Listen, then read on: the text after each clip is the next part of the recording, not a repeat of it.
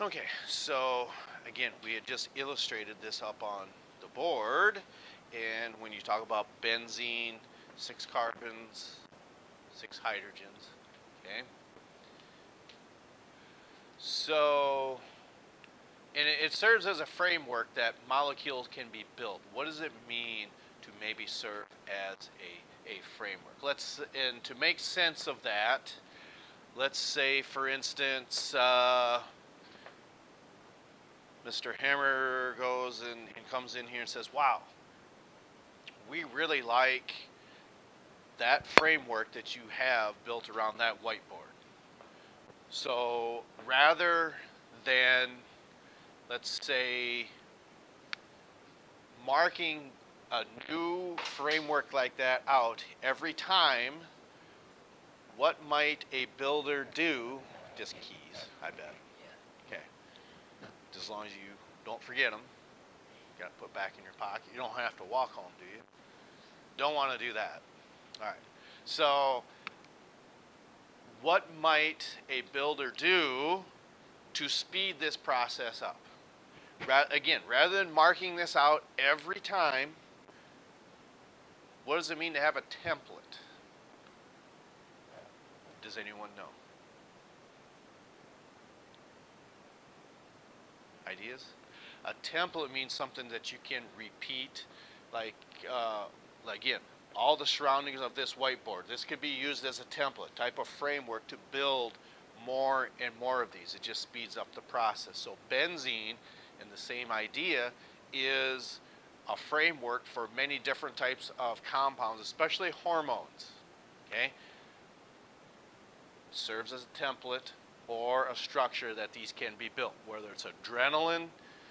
You had said Adderall, which I'm surprised it was even mentioned, which, yeah, that's a hormone in the body, Adderall, okay?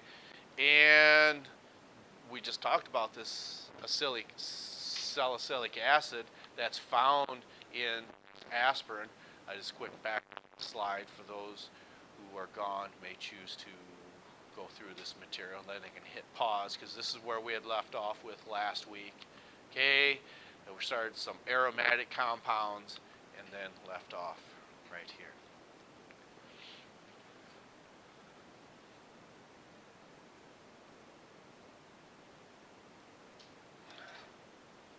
So why might benzene, in the answers down in here, why might benzene be such a great compound to use over and over and over again? Because what's true about it in that first line? It's very stable, okay? Having great stability is a good concept to have to build upon things. So just like the foundation, you want to have a very good foundation to build upon. Otherwise, your walls, your roof, it's not going to do much good if you don't have a good, stable foundation to build upon. And that's why benzene, again, is such a good framework to utilize. Okay.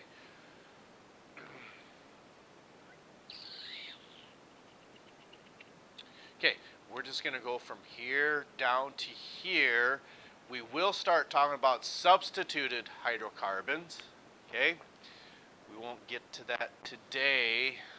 That we will be moving on to, looks like tomorrow and Thursday. It doesn't say about Wednesday, it just says assigned worksheet 1. And your vocabulary then is due on the 26th, which is Friday. Some of you are probably done already. If so, great. If not, you still have some time.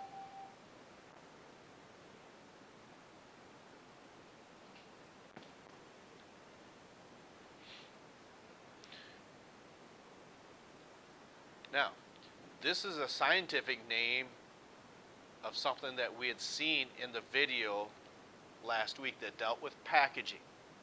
Okay?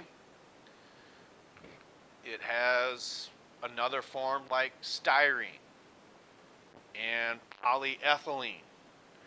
Naphthalene, okay, might be what? A type of plastic, okay? And again, it's one of those things to where when we think about plastics, it's something that we can't live without. And something that we use every day. In certain instances, why are plastics great? They don't do what in moisture, like metal does. Corrode or rust or anything to that effect.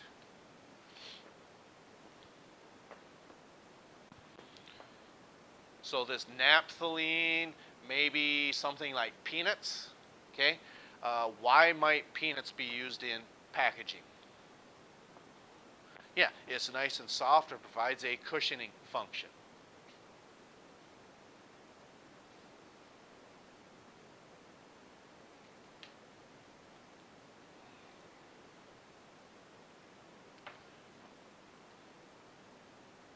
So if tetracycline says is this an antibiotic, what do antibiotics do you think?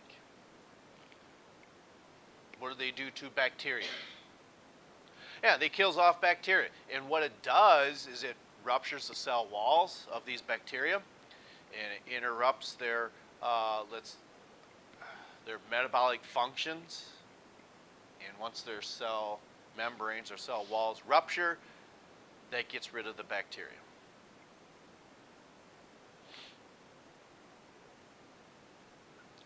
Okay, once everyone is down to this point, again, we'll start with this tomorrow, your substituted hydrocarbons. So, for instance, when we look at that, if you have Mr. Husby at some point today, he's not here. Or like last hour, Mr. Williamson's not here. So, Mr. Paulson, maybe, does that sound right?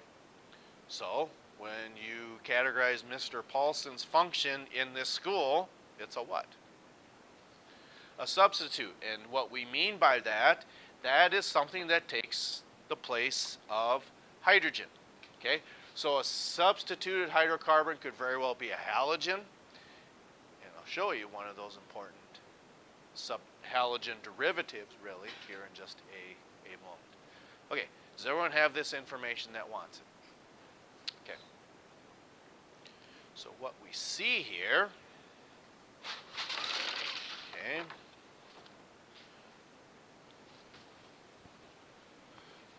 now you don't need to draw this. This is something that we'll discuss at a later time, but it just gives you somewhat of an idea of what some of these substituted hydrocarbons could be in that.